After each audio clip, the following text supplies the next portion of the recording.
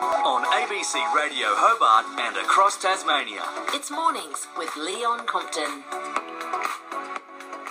Poker machines around Tasmania. Their future, the industry is being debated at the moment, in part because there's a committee that has been put on by the Tasmanian Parliament. We spoke with Mike Gaffney, who's the chair of that, a little earlier in the week. They're taking hearings. In fact, our next guests will be talking to that hearing a bit later on today. More broadly, though, the Tasmanian gambling licence, worth hundreds of millions of dollars every year, its future is being decided next year in terms of what gambling in the state looks like.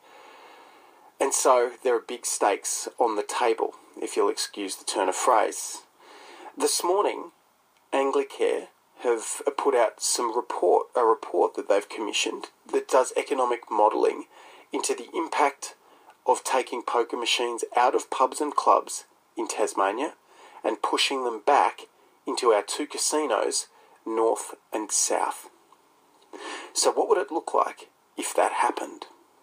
What would it mean for pubs and clubs? What would it mean for the communities where so many of the millions of dollars that are lost into poker machines each year, if the money that was harvested there was spent in other places?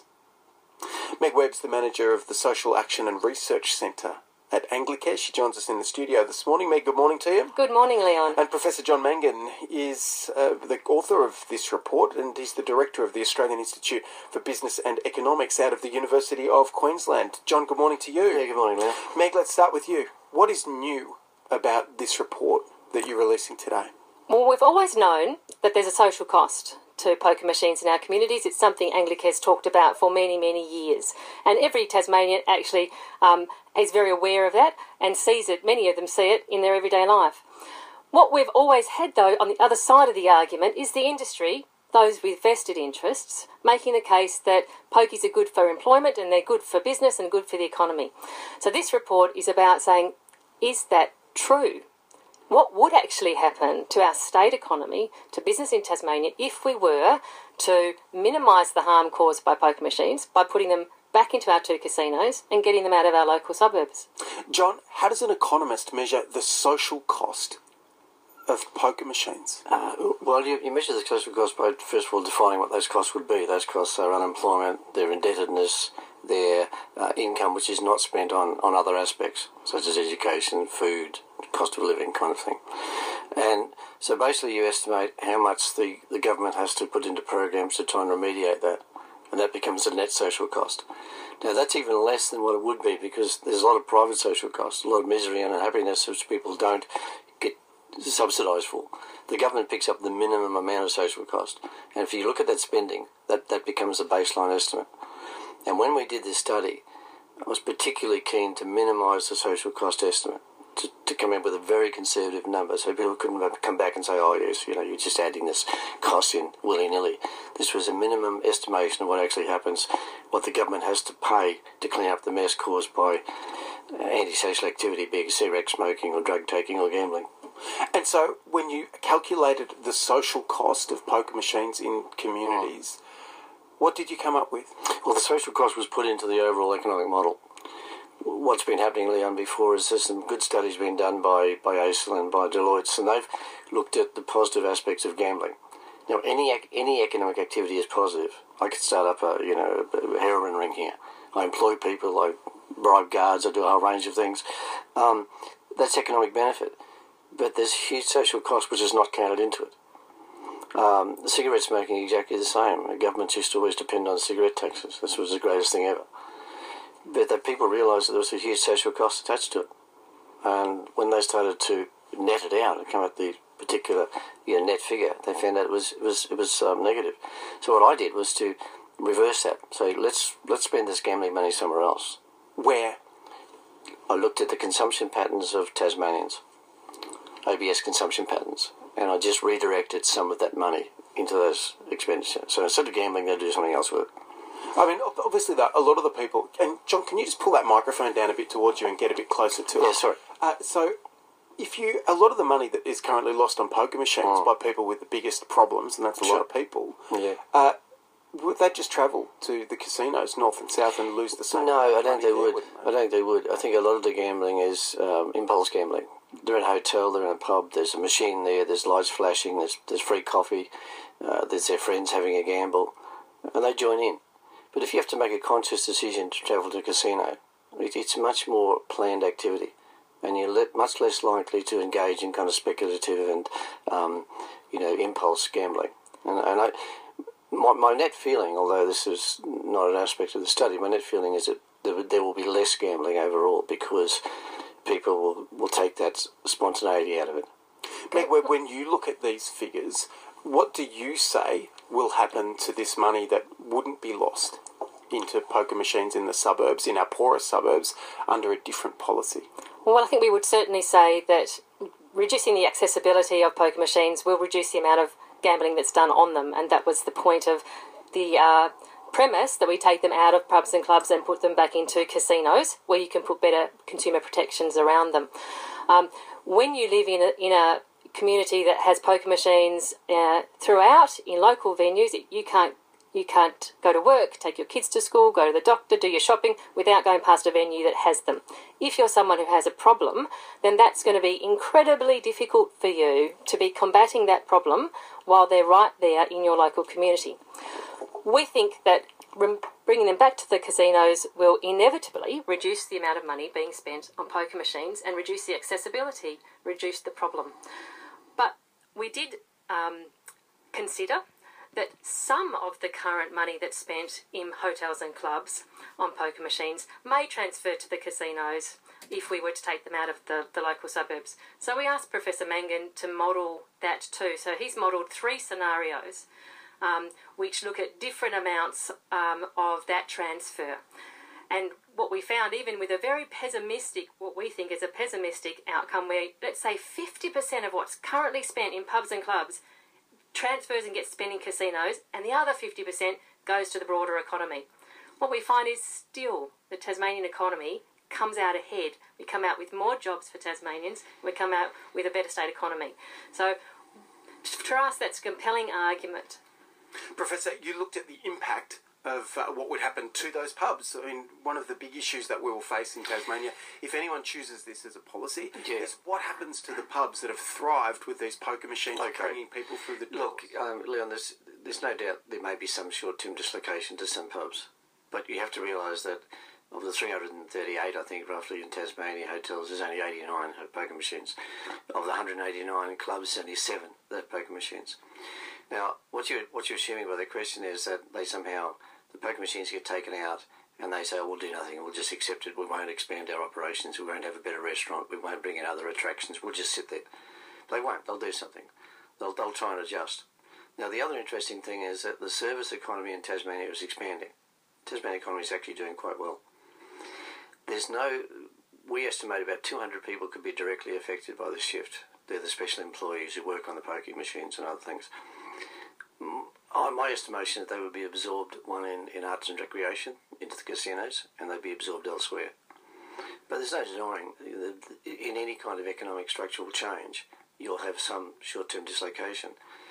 But what's going to happen is you're having a social policy, you're reducing social costs at the same time as the overall impact on the economy will be positive.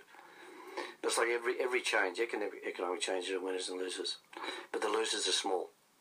On Mornings Around Tasmania, our guests this morning, Meg Webb and Professor John Mangan, were talking about their research into and their economic assessment of the impact of taking poker machines out of pubs in Tasmania and pushing them back into the casino. Via text this morning, some criticism of your position. Peter in Huonville says, it's nonsense. Punters will go online. They're going online in increasing numbers. Getting rid of poker machines would simply accelerate this, says Peter in Huonville, and a couple of other texters this morning. Can I respond to that, Leon? One of you. Excellent. So, firstly, research shows that people who gamble on poker machines don't naturally transfer to other forms of gambling if the poker machines aren't there. And that's independent research. Productivity Commission says that in their studies. There isn't a great deal of transfer between poker machines and other forms of gambling. Having said that, what we also know is that in Tasmania at the moment, by far, the greatest damage and the greatest quantum of problem gamblers are around poker machines. That's a clear and present danger we face right now, and we can do something about it. I'm not minimising the risk of online gambling and the fact that it is growing as a problem. That's actually regulation that has to happen at a federal level, and it's certainly something we need to combat as a separate issue, and we would never say that we need to do one or the other. In fact, let's do both. Let's deal with poker machines in this state right now when we have the opportunity, and let's continue the conversation about how we minimise the risk of online gambling. Listeners, I wonder how you're feeling about this conversation this morning. You're listening in. You might use the pokies from time to time. Maybe you know somebody who has become addicted to them and lost a lot of money and more. 1300 222 936. Have you got questions for Meg Webb and John Mangan? Love to hear from you this morning. Maybe you've got a comment that you'd like to make. 1300 222 936. Economists talk, John, about this washing effect. We want money that is, spent in local communities at the chainsaw place and then goes to the pub and then goes to the hairdresser and then goes to buy a boat. Sure. And so it washes through the economy. Where does the money at the moment that is lost into poker machines go? Does it stay in Tasmania? No, very little. Well, wouldn't say very little, but you get, first of all, you got the network gaming organised poker machines in Tasmania, but they have to pay lease payments, and those lease payments go offshore. Offshore is in off-island? No, they go to mainland Australia. The shareholders of the companies, Federal Group, etc., they receive profits and money.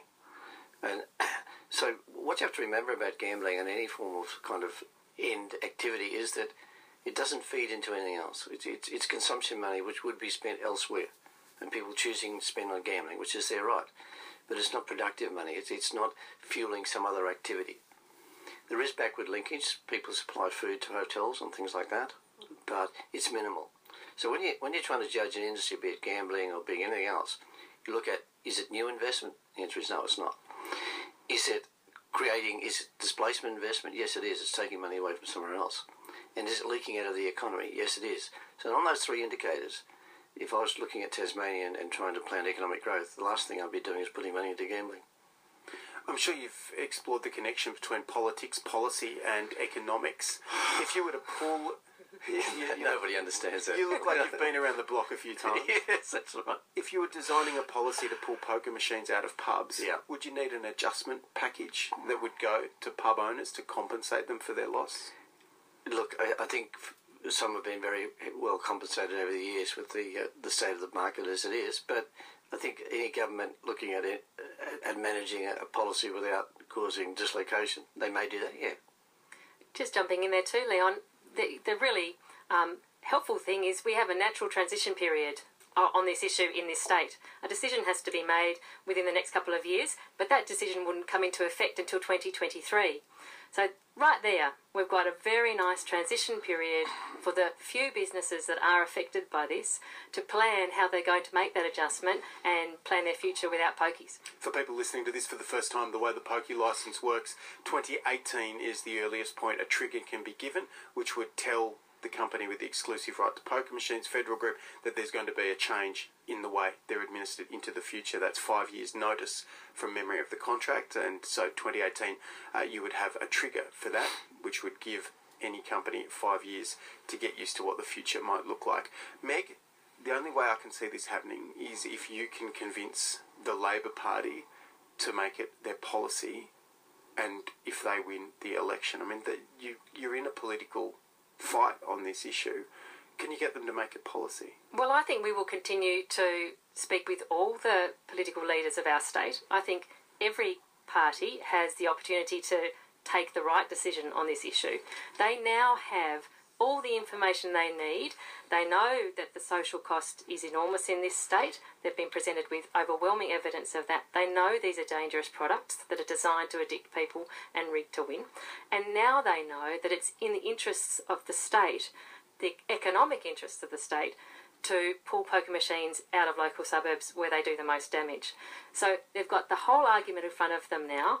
The only thing against that is a few vested interests. So I hope that all political leaders take the opportunity to step up here and make good public policy for the future for us. A final question for you, John, because you look dry. You look exactly like a good economist should. I want you to start using some adjectives, John. I want you to describe how the suburbs would change, a suburb would change. The place in Devonport that loses the most into pokies, the main road in Moona into Glenorchy, that is currently the home to the greatest losses in the community. Literally, in an environmental sense, in a social sense, in a feeling sense, how would that change if poker machines are removed? The first thing you would have a reduction in the private costs of gambling. People coming back with no money to a family, and fights breaking out and dislocation. I think you'd probably have a start-up of new businesses, possibly, because there's more money around. And thirdly, you'd have less trouble. You'd have less kind of conflict on the streets. You'd have less drunkenness. I think gambling is like other forms of activities, which it tends to congregate problems around it. I mean, I come from Queensland. We've got 13% of our state runs on gambling, and it's not nice. 13% of your state runs on gambling. 30% of the taxation revenue. 13%. 13% of the tax I mean, there's poker machines. They'd put them in churches if they could. So let's compare that to Tassie. Less than 1% of our state revenue comes from poker machines. We can afford... That is true, Meg Webb, but 5% on your figures of the state's state-generated revenue comes from poker machines, and we're a state that, you know, is the mendicant state. We require, $1.8 for every dollar we contribute to pay our own way. I mean, this would be the state making a choice to do a lot less of its own lifting. That's one aspect of it, yes, but I think what Professor Mangan's report shows is that not only would the state be alleviated of the significant social costs that it now bears in relation to poker machines, but our economy in general would be actually boosted. We would have more jobs in Tasmania. We would have a better state economy if we took poker machines out of pubs and clubs. So I look forward to seeing how your evidence goes at the inquiry today. Mike Gaffney in the chair, we spoke with him earlier in the week. It will be very interesting to see what happens when they report. Their report is due in, from memory, September. And then the Labor Party have said they will wait, and their policy on this issue will be released sometime after that, and will to some extent be informed by what Mike Gaffney and his team come up with. They have said, I think you heard the interview earlier in the week, Mike Gaffney said this is in bounds. It is part of what they will look at and can report on off the back of evidence like yours today. Thanks for coming in. thanks very much, Leon. Meg Webb and Professor John Mangan on Mornings Around Tasmania. No doubt that report will be up online. If people want to go to the Anglicare site, the Social Action and Research Centre site, you can find out more and share your own views. This is the group This Way North. The song's Head Above Water. It's 9:23 on Mornings Around Tasmania.